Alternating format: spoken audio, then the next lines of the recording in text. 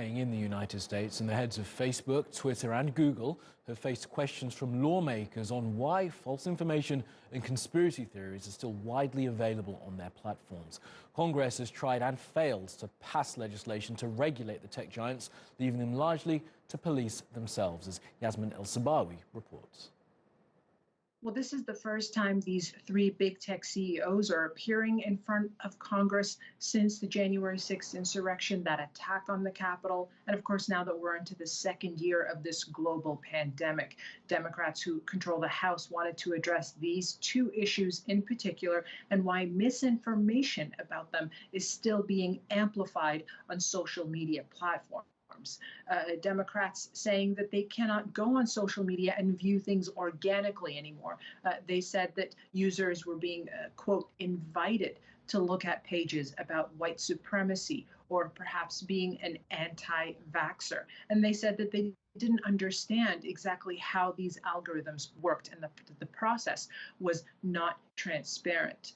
Now, Republicans, for their part, mainly focused on the mental health issue and the impact of social media on school-aged children. They wanted to know why there weren't more guardrails on social media to protect kids from bullying, from harassment, especially after much of that has led to suicides in the communities that these lawmakers represent. Now, for his part, Mark Zuckerberg of Facebook said that people say things all the time that cannot be verified as being true. He said that these are people merely speaking to their lived experience. And so that kind of speech cannot be policed, and that it would very much infringe on the rights of Americans. But he also said that Facebook is not a perfect entity and that he does want to look into further processes to help keep people safe on social media.